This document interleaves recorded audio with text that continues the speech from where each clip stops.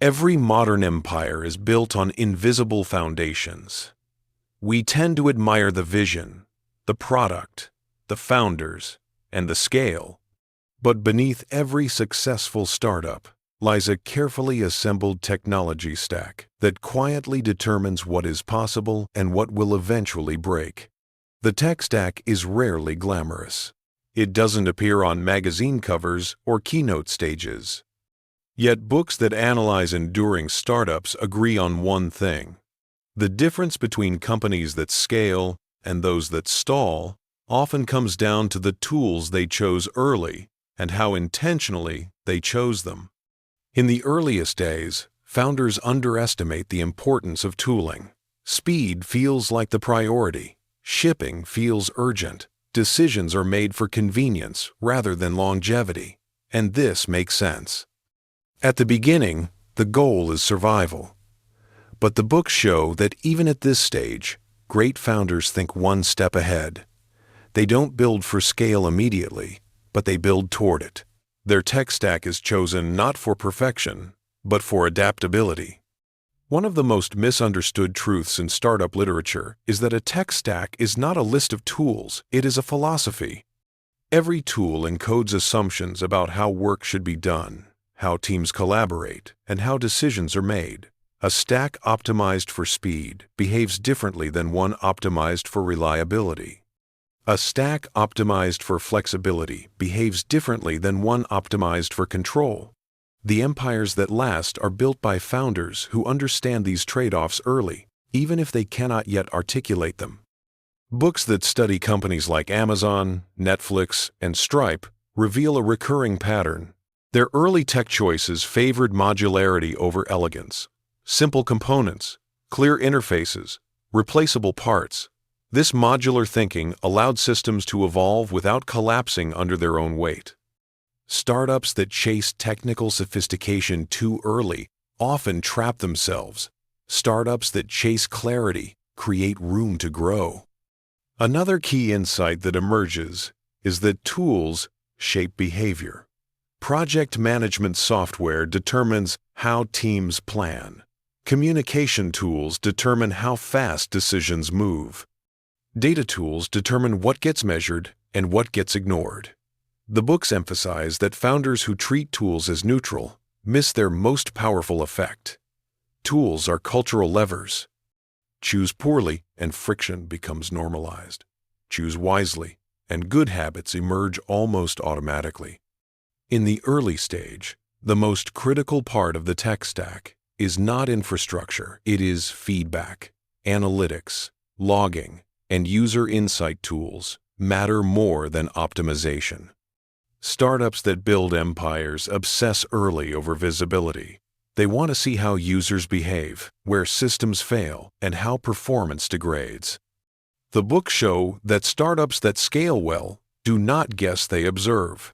Their stacks are designed to surface truth quickly, even when that truth is uncomfortable. As the product gains traction, the stack begins to carry more weight. What once supported dozens of users must now support thousands. Latency becomes visible. Downtime becomes expensive. At this stage, many startups panic and over-engineer, but the literature warns against premature complexity. The most successful companies resist the urge to rebuild everything at once. They evolve their stack incrementally, guided by real bottlenecks rather than hypothetical ones. Another recurring theme is build versus buy discipline. Early empires are rarely built on custom everything. They leverage proven tools aggressively.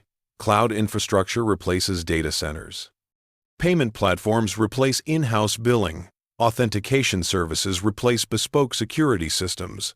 The books emphasize that time spent rebuilding solved problems is time stolen from differentiation. Empire-building startups save their custom work for what truly makes them unique. Reliability emerges as a silent priority long before it becomes visible to customers. Founders who think long-term invest early in testing, monitoring, and failure recovery. These practices feel slow when nothing is breaking, but they define survival when everything is. Books that examine outages and collapses consistently show that most failures are not caused by unknown technology, but by known weaknesses ignored too long. Strong tech stacks are built to fail gracefully, not heroically. Another insight the literature returns to repeatedly is that tech stacks must grow with teams, not ahead of them. Tools that are too powerful too early slow people down. Tools that are too weak too late create chaos. The best founders reassess tooling as headcount grows. What worked for 5 people may break at 50. What worked at 50 may collapse at 500. Empire builders treat their stack as a living system, not a fixed architecture. Security and data integrity also rise in importance earlier than many founders expect. Even small startups handle sensitive data. Books emphasize that trust is fragile. One breach can erase years of progress. The empires that endure bake security into their stack early, not as an afterthought, but as a design constraint. This discipline rarely generates applause, but it quietly protects everything else. As companies scale globally, the tech stack becomes a strategic advantage.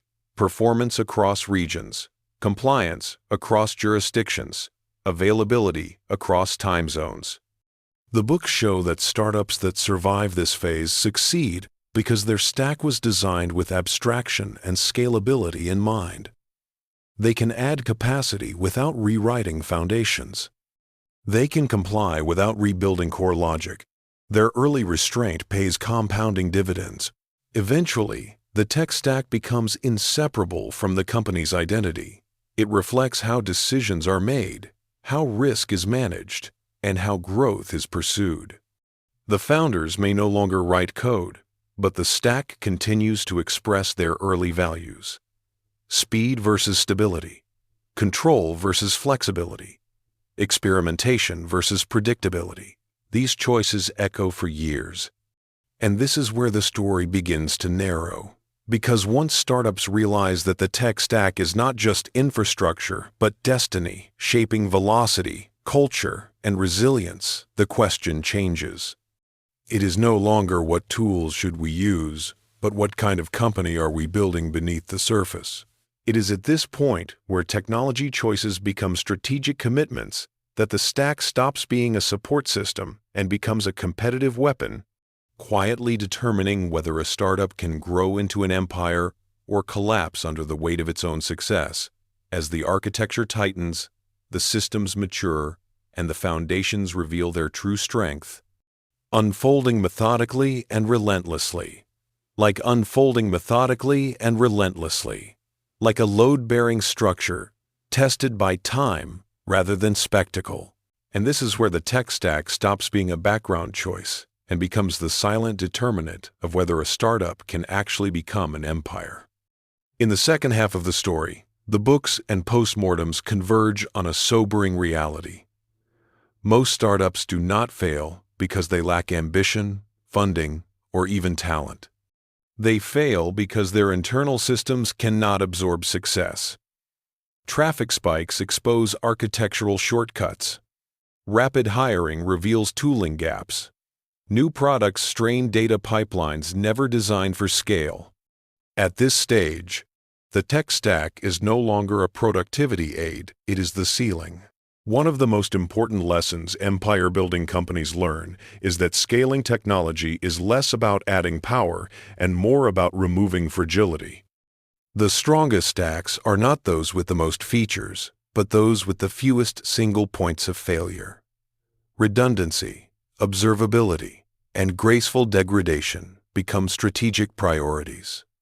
Books that analyze large-scale outages consistently show that collapse rarely comes from unknown risks. It comes from ignored ones.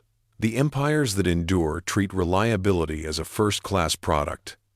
As systems grow, abstraction becomes the defining skill. Early-stage code is concrete and direct.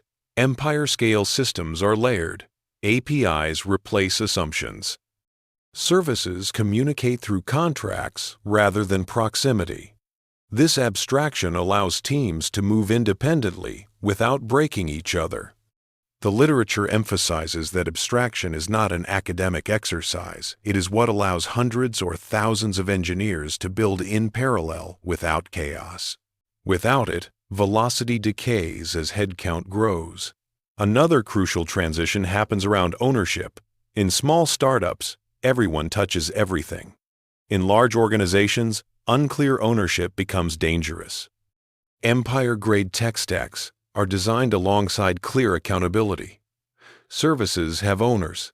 Data has stewards. Incidents have response protocols. This clarity reduces downtime not because systems fail less, but because recovery is faster and learning is institutionalized.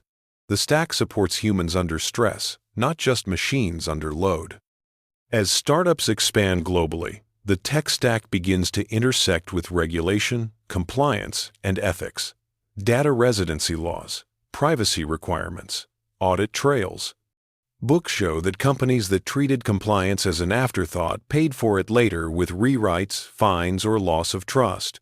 Empire builders bake these constraints into architecture early. They design for permission, traceability, and control without paralyzing innovation. This balance becomes a competitive advantage when others are forced to retrofit. Another insight that emerges strongly is the relationship between tooling and talent. Great engineers are not attracted solely by compensation. They are attracted by environments where good decisions are easy to make. Clean stacks, clear logs, predictable deployments. The books note that tech stacks shape hiring quality over time. Talented people avoid chaos. Empires retain talent, not by hero culture, but by systems that respect human limits. Eventually, the most successful companies reach a point where their tech stack enables strategic optionality. They can launch new products quickly, enter new markets confidently, experiment without destabilizing core systems. This optionality is what allows empires to survive industry shifts. When technology is modular and observable, change becomes evolution rather than reinvention. The stack turns from a constraint into a springboard. And this is the quiet conclusion the literature leads toward. The tech stack that builds empires is not defined by brands or trends. It is defined by principles: simplicity over cleverness, visibility over opacity, resilience over speed alone. Founders who understand this stop chasing tools and start designing systems. They accept that the most important technical decisions are rarely the loudest ones, but they are always the most expensive to get wrong. If this reflection resonated with you, pause and ask yourself one question. If your startup doubled in users overnight, which part of your stack would you worry about first? That answer is not a flaw, it is a signal. Share that insight. And if you want to keep exploring how invisible choices shape visible outcomes in startups and empires alike, stay connected. Subscribe, follow, and return. Because the companies that last are not built on the newest tools, but on the quiet discipline of systems designed to endure.